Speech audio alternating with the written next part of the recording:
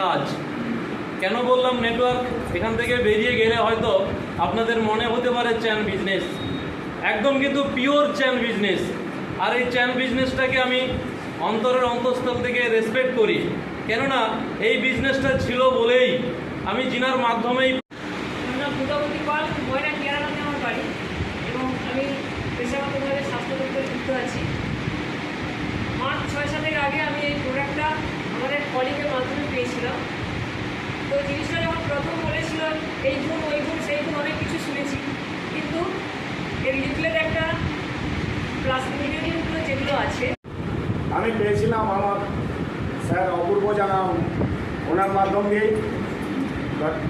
কেননা ইনি যে আমার পরিবারে যে সুখটা এনে দিয়েছে, ওনার নামটা না নিলেই হয়তো বিশাল একটা বড় ভুল হতো। একদিন আমার বাড়িতে একটা, আমি অনেকবারই বলেছি, নার্সিংহোম ছিল। থাকতে এলোপাথিক থাকতে আমার কাজ হয়।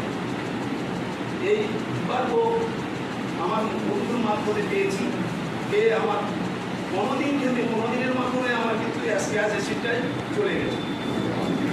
আর আমার কিছু সমস্যা আমরা ভুলেই যাই।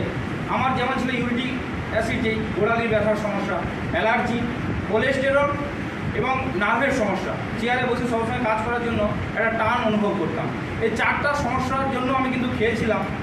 এই 4টা সমস্যার মধ্যে সবগুলোই প্রায় বেড়ে গিয়েছিল এই খাওয়ার পর থেকে।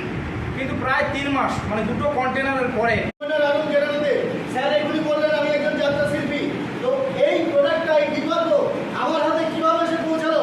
আমার শ্রদ্ধ স্যার, আমার বাড়ির কাছেই বাড়ি, উনি শ্রদ্ধ ব্রজগোপাল ধারা মহাশয় আমাকে এইটা ডেমো পাঠিয়ে দিয়ে আমার কি কি সমস্যা ছিল স্যার একটা একটা করে বলি। অনেকগুলো সমস্যা ছিল। কি জিনিস সেটাই ভুলে গেছি। এক কথায় শরীরে 2খানা টিউমার ছিল, সেই টিউমার 2খানাও গায়েব হয়ে গেছে। ঠান্ডা লাগার যে অ্যালার্জি ছিল, ধাপ ছিল, সেটাও ক্লিয়ার। একদম সংক্ষেপে বলছি, মূলত প্রোডাক্টটা মায়ের জন্য নিয়েছিলাম। মায়ের হাঁটুর প্রবলেম, কোমরের প্রবলেম এবং সুগারের প্রবলেম।